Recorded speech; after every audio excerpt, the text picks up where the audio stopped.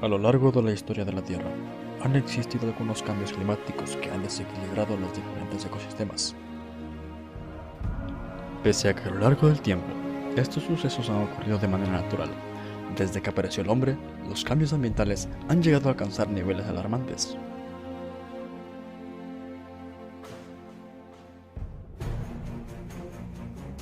Sobre todo, el incremento del efecto invernadero y consecuentemente el calentamiento global ha llegado a provocar la extinción de algunas especies y posiblemente provoque la extinción de la mayoría de ellas.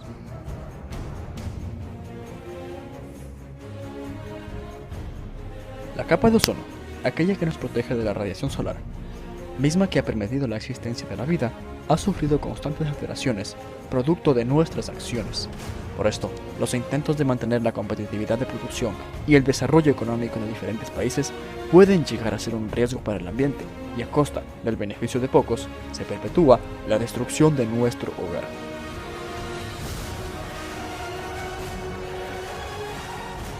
El provecho de algunos será la destrucción de muchos. ¿Qué se puede hacer para solventar esta situación?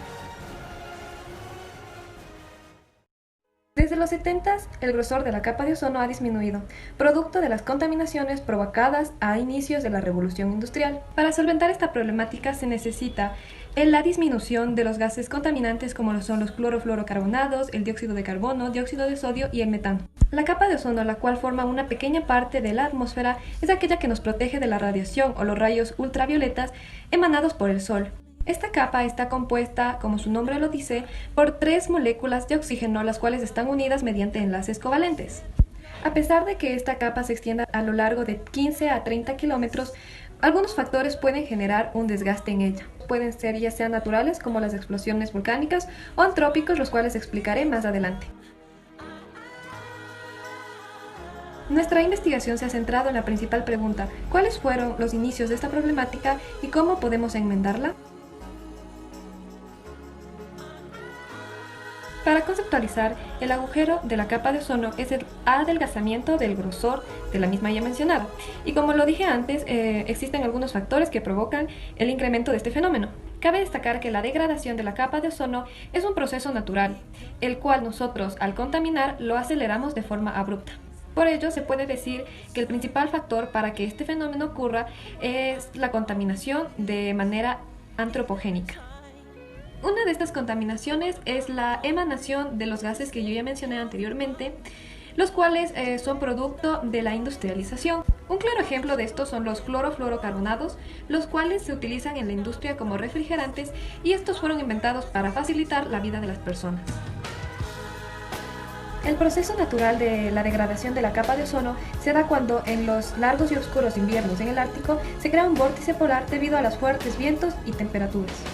Una vez se crea esto, puede ocurrir que se generen algunas sustancias químicas como puede ser el ácido nítrico y el ácido sulfúrico. Básicamente, en el siglo XIX existieron grandes cambios socioeconómicos, los cuales, promovidos por la revolución industrial, incrementaron la población, sobre todo en las zonas urbanas. Por ello, el aumento poblacional condujo a un aumento de producción en la industria, y estas necesitaron de nueva tecnología y nueva maquinaria. Nueva maquinaria como por ejemplo las máquinas a vapor o las locomotoras.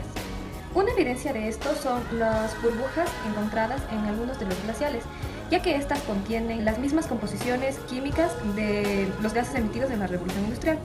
Por ende, estos elementos, como lo dije antes, pueden ser muy dañinos y destruir el ozono que contiene la atmósfera. Por ello, se puede decir que la etapa de la gran aceleración que consta entre 1945 y el 2015 provocó el aumento de estos gases, los cuales son muy dañinos para el ozono, debido a que en estas épocas incrementó el uso de maquinaria, el uso de combustibles fósiles y también la tecnología. Muy bien, para la discusión lo que se hizo fue primeramente hacer 2 contrastaciones de hipótesis para ver si de verdad existieron o no variaciones en los agujeros de la capa de ozono.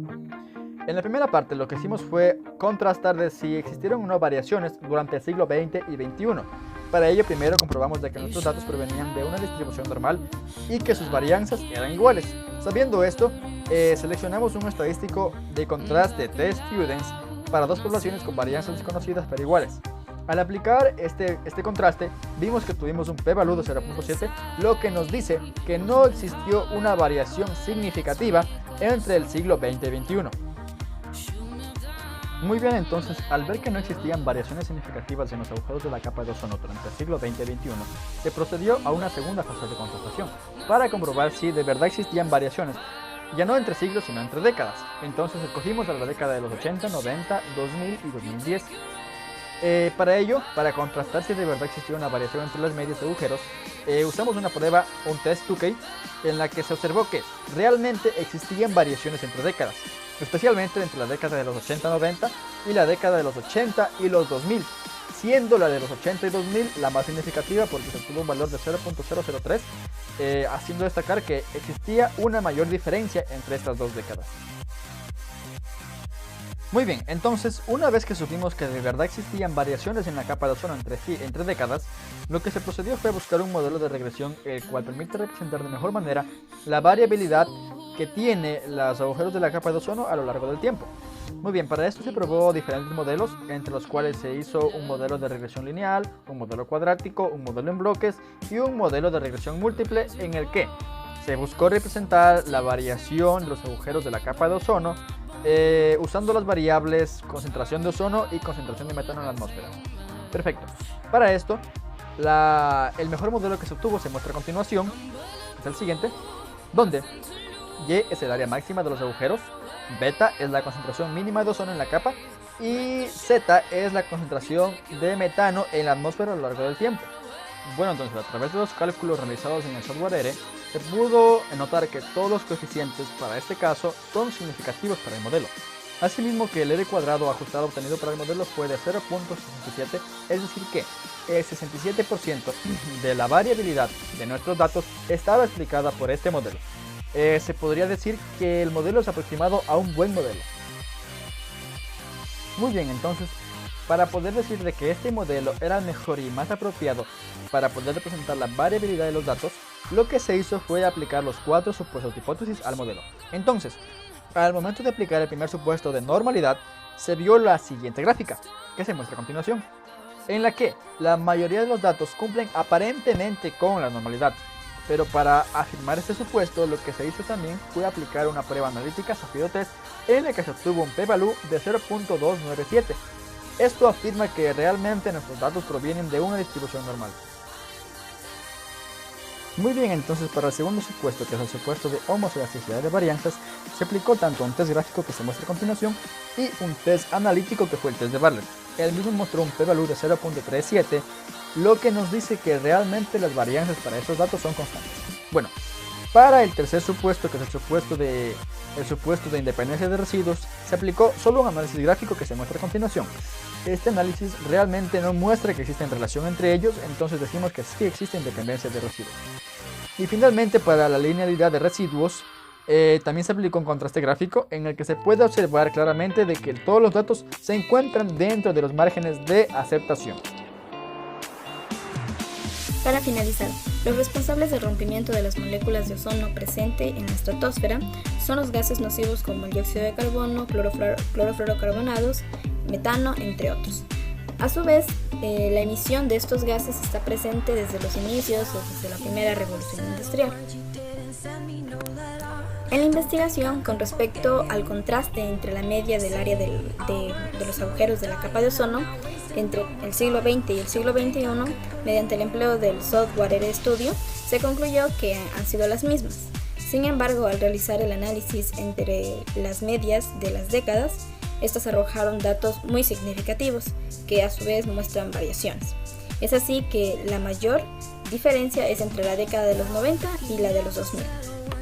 El modelo estadístico que se determinó apropiado y que por ende permitió una representación aceptable de la variación del área de los agujeros y también la variación del ozono y del metano fue el modelo de regresión múltiple, dado que fue el mejor ajustado a los datos al presentar un coeficiente de determinación ajustado de OR cuadrado de 0.67, es decir que el 67% explica de mejor manera la variabilidad de los datos.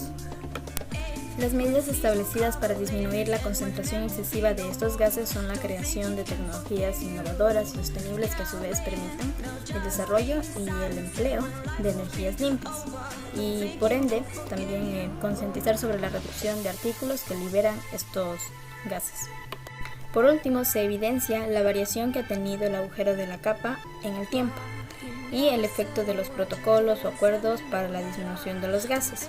A su vez, los gases que afectan a la capa y que han promovido dicha variación son de origen antrópico, tales como el metano. Como se puede ver en el modelo de simulación del agujero de capa de ozono, se observa que a medida que pasan los años, desde 1984 hasta 2019, este varía acorde a que la concentración de ozono, como se mencionó antes, disminuye, a su vez que las concentraciones de gases incrementan. Los decesos del área del agujero negro se ven mardas en los mismos años que estipularon algunos acuerdos como los de 1996. Protocolo de Montreal, 2005, Acuerdo de Kioto y 2015, Acuerdo de París. Por ello, si se continúa con el consenso de estos acuerdos, se puede llegar a reparar el ozono por completo en algunos años a futuro.